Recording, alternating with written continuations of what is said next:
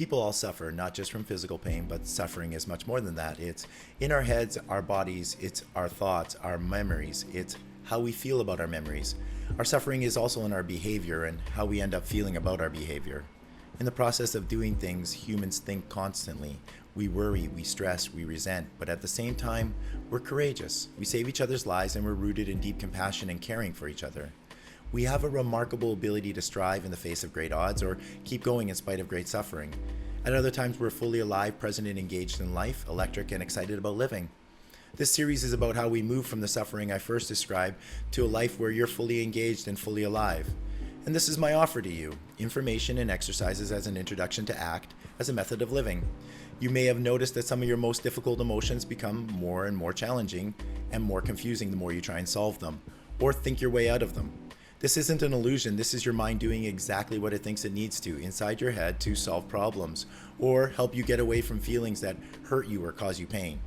In my experience, I turned to self-help for solutions to problems in my life, or when I was feeling like I was missing out in life, or not getting what I wanted in life. If I could just add this, then everything would be perfect, or if this wasn't here in my life, then life would be perfect. For the average person, these are challenges and thoughts they face every day, and suffer with because they feel that, for example, overcoming stress must first involve the elimination of stressful feelings, or overcoming smoking seemingly must first involve getting rid of the urge to smoke. And therefore becoming successful means you need this job or this salary. What I will show you is that these common mental patterns that we once thought led to a better life, we now know are risky and unnecessary. If you're suffering but willing to join me for this journey, then I want to warn you up front.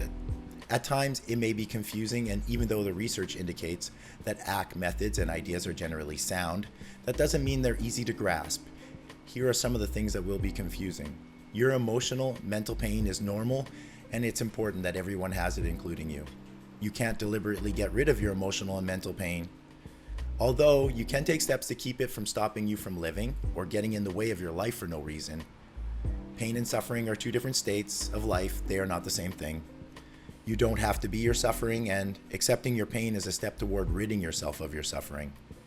You can live the life you want beginning right now, but you do have to learn to get out of your mind to do it. Ultimately, what I'm going to do is ask you to make a change in your mind and in the way you look at and deal with your life. I'm not going to say this is going to happen quickly, or that this approach can change the actual stories that your mind tells, or even the content of what you suffer from. But ACT will have an impact on your life and make it much better. While on this journey, I will get you to ask yourself, why is it that what you are suffering from is so woven into your daily life? Why is your suffering so difficult to change, and what can you do about it? Throughout this journey, I will not blame you for your troubles, and I'm not here to say that life would be fine if you only tried a little harder or gave a little more. I'm coming from a stance of compassion and understanding for you, the unique person that formed from your own struggles with your own stories and your own thoughts. ACT is based in a new model of mind and body communication. This model underlines specific exercises for your mind and your body to work in more connected ways, to change your approach to problems so that you can gain control of your life path. The theory for my video series can be found in Stephen C. Hayes' book, Get Out of Your Mind and Into Your Life. There is a link to his book and his bio in the comments of all my videos. I highly recommend the book for yourself and to use with my videos. Now, my videos are designed so you can follow them on their own as an introduction to ACT, or used as a companion for the workbook as you go through it on your own. The metaphor I love is that of we're all mountain climbers. See, I'm a climber just like you. Now, I've completed the workbook and it's changed my life, but that doesn't mean I'm at the top of my climb. I'm still climbing just like you, and I might be a bit further up and on a mountain far away. But what that allows me to do is help guide you, help you around the obstacles I can see and through experiences, or bring things up to help you deal with barriers that you face. The techniques that I'm going to be using and basing my series on are mindfulness, acceptance, and living with a set of values from which you decide the direction of your life. In short, value-based living.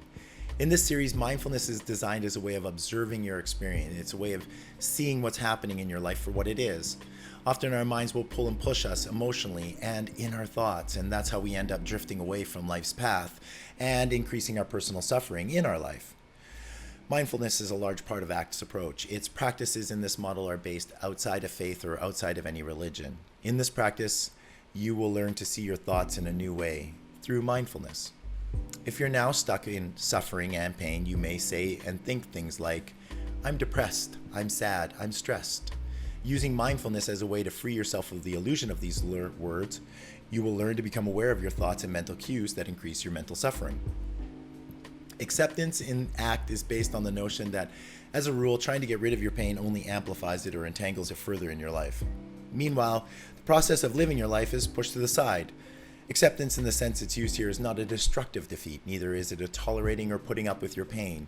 Acceptance is almost the exact opposite. It's a vital embrace of the moment.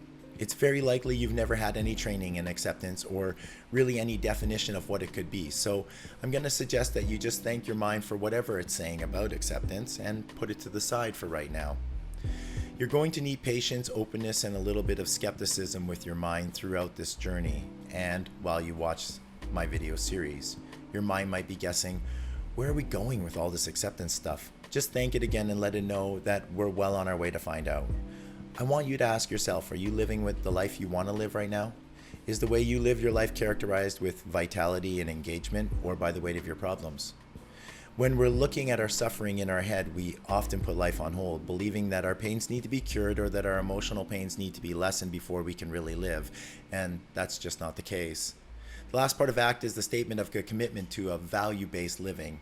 In the first episodes of this series, you will learn how to free yourself from the mental and emotional traps that we form and how to dissolve mental barriers that would cause us suffering in our daily life. In the back half of this series, we'll discuss what you really want in your life and how you can define that for yourself in a measured and directed way by what really makes you excited, values. At this point, I'm not asking you to agree with any of the claims that I'm being made or for you to say that I understand to any of the methods that I've just begun to describe. You only need engagement and focus. That's all you need to start this journey. I want you to bring your skepticism, your cynicism. They will be a benefit to you as we explore these exercises together. This is all provided that you're willing to do the exercises. Being willing to apply the exercises to your life is the key component here. The desire to jump in mentally and take action is all you need to do. Whether you're taking these actions with cynicism, skepticism, enthusiasm, or joy, any way you do it, the way to do it is to apply it to your life. See, you are a whole person. Your experiences, your thoughts, your feelings, your body sensations, they're all welcome here on this journey. Nothing's left behind. Wouldn't it be a nice thing if you could get out of your